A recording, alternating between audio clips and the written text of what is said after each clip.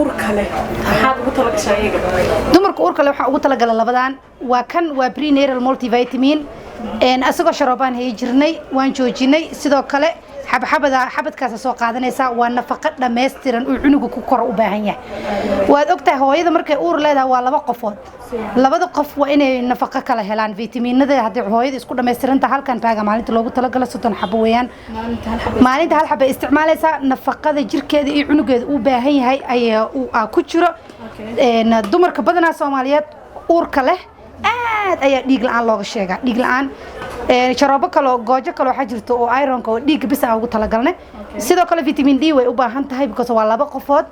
vitamin D gan way cabaysaa labadan ayaa ugu talagalnay ma sha Allah gabdhaha isbedel weyn dhaqaatiirtoodan waa tusi kartaan meel walba adduunka ka joogtid dhakhtarkaaga tusi okay marka maamo gabdhaha uurka leh ka faa'iideystaan insha Allah fitamiinadan labada fitamiin qaataan oo ka faa'iideystaan waliba waxay ugu fiican yihiin dumarka uurka leh markii ay saddexda bilood ugu horeysa ayaa vitamiinka aad muhiim u yahay waxyaabo badan oo ilmaha soo wajihi kara ugu badbaadiyo oo nafaqadii oo dhameystiran ay ka helaan oo maskaxda lagu sameyn lahaa laf dhabarta lagu sameyn lahaa hadaysan hooyada haynin bilaa nafaqo cunuga sidan ku sheego uu dhalani hadhowna banaanka uu ku dhibaatoona koritaankiisa yaraanay fahmadiisa yaraanays waxyaabo badan ku kordhi karo marka فيتامينادان oo isku wada dhameystirayaan hooyada oorkula ugu talagalnay kan laba dhal markay cabto way joojinaysaa because vitamin D-geena waa high quality wax maanta dhal iska wadaay ma marka cabtid cabaar jirkaagu uu buuxsamay vitamin D uu ka buuxsamay kan laakiin ilaa uurka uu ka dhamaado ilaa umusho way cabi kartaa sidoo kale umushana uu u fiican yahay markay umusho waxay ku darsanaysaa kan calooshana uu jilcinayaa jirka absorptionkiisa u badinayaa kan ay ku darsanaysaa anaga Mareykanka joognaa hada wax noo qalaya ma lahan wankeeni waa intan marka wankan ka faa'iideysta oo musho dhan weydiinaya walaalo la faxanuunka dad waxa jiraan maamooyin ama qofka xataa dadka dhalinyaraha la faxanuuna waxa kale jiro daal badan ay dareemaan ayaga maxaa fitamiino mi jiraan aad u sameysay fitamiino way jiraan kanoo kale vitamin multivitamin kan qof walba ugu bilaaba oo general ah kanna waxa way ki caloosh ka saacideynay inuu wixii la fihi gaaro vitaminada okay marka fitamiinka qofka isticmaalayo ka shaqaysiinaya aad ugu dareemaya kan marka la xanuunka ahaan joints ki loogu talagalay dhareerku u badinaya waa caagad weyn waa sharoobo saddex furo kan ah uu cabaya maalintii hal jeer murqii relax uu noqonay uu dadabci murqiisa dadabcay murqii stifka aha ee xanuunka iyo waxa ku keenay isla markaa wuxuu dareemaa relief sidoo kale vitamin D-ga ama capsule laba option aan haynaa vitamin D-ga option-na waa kan oo hadii aadan jeclayn capsule asoo sharoobo aha cunaysa hadii aad capsule-ka okay ku tahayna sidoo kale capsule cunaysa soo marka qofka la xanuunka qabana intaan u baahan yahay yaani labadan waa isku mid intaan ayuu u baahan yahay ama sidan inta soo u baahan yahay uu cabaya asaa ka soo falcelinaayo la xanuun hadaa qabtid ama daashid dadka badana way shaqeeyaan shaqada marka ka timaado la xanuun badan dareentay ama habeenkii halkan imow waa laga daaweynaya daawadan iyo fitamiinadan bal qaadanaysa oo ku fiicnaanaysa insha Allah wax yaraan rabaa inaan idin sheego vitamiinkan hadaa aragtaan kan iyo kan waa isku hal okay kana waa soo sharoobo ah kana waa asigoo budo ah budada waxa ugu talagalay dadka aan fridge-ka heli karin rabo hooyooyinka ordaaya xabadii jeerba u baahan yihiin markii la furo fridge u baahan kan xabadaada qaadanaysa maalinta caagid biyo ku shubanaysa waad cabaysaa marka waxaan rabaa inaan u sheego kan iyo kan waa isku mid kan haduu dhamaado kan lagu siiyo waa isku mid waa walaalo waa isku egiin soo ma jeedi waa asigiyo budo ah oo convenient qaado boorsadaada gasho markaad biyo hesho ku ruruxo cabsi aan maalintaada u dhaafin sidoo kale caruurta kan iyo kan waa isku hal okay kan ayaa xoga waxtarka ka yara badan oo vitamin C-ga ku badan kan kan waa isku mid hadaadan fridge haysanin ama bixitaankaaga badan yahay ama cunuga sportiga kula ku dheelo xabadana u qaadaysa biyihiisa watarka ugu shubaysa intaad u sii socotiin sportiska uu cagu ku cabaya marka waxaad ugu talagashay qofka marxalad kastaba ina aadan vitamiinkaada aadan gabin maalintaas inta ugu talagalaad qaadato waxaan rabaa gabagabada su'aasha aad ugu dambaysa ku weydiinay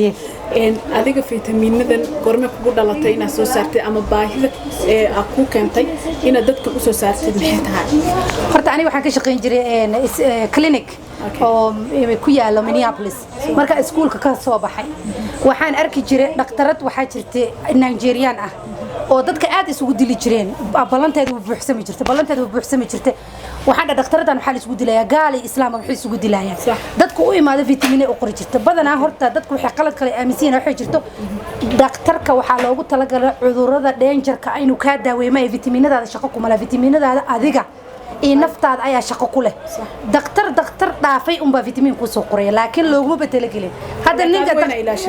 dhaqtar hada fiiri hada dentist u tagtid oo ku tiraada ka war heart surgery uu samee macquul ma noqonayso because takhasuskiisa ma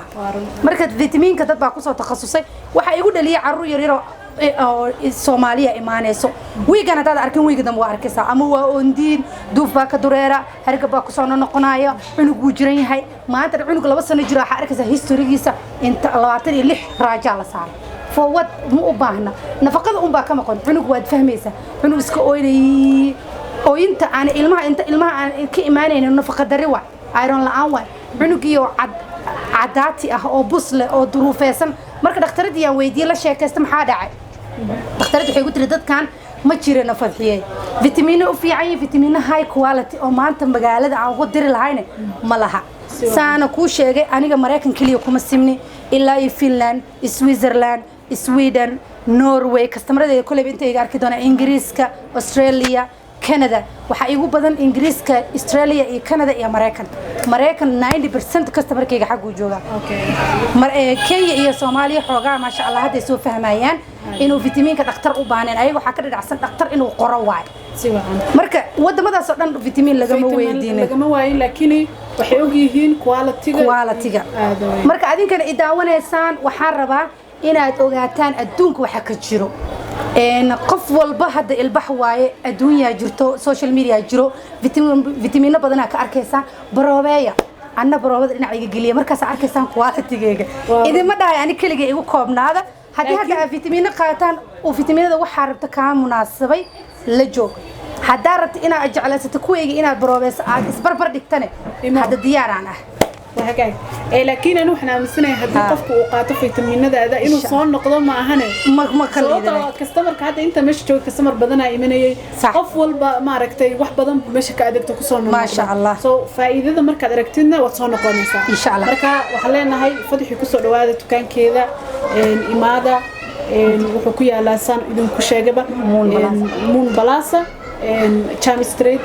marka waxa sidoo kale telefoonada shaashada ay ku soo qorayna iyaga laftigooda saddexda wadan waa Mareykan waa Soomaaliya waa Hawayaan waa Kenya hal mid kala arba ina ugu daro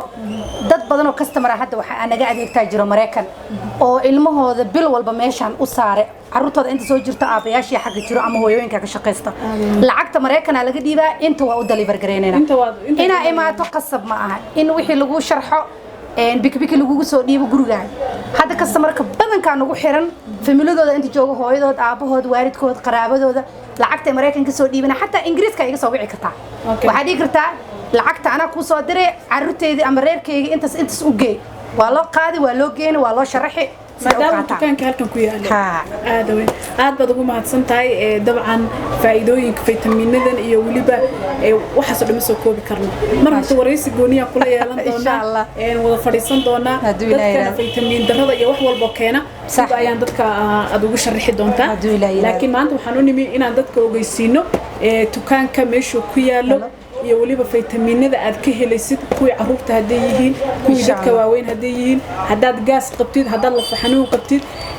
hooyooyinka waliba ilmaha oo otiska haystaan waa ku dhiirigelinaya inay fitamiinada ilmahooda u qaadaan faa'iidadana way arki doonaan aad baad u mahadsan tahay Fadxi waad mahadsan tahay wasaan noqonaynaa hadda anigana fitamiinada waan soo tijaabin doonaa aad baad u mahadsantihiin soo dhawaada asxaabta bye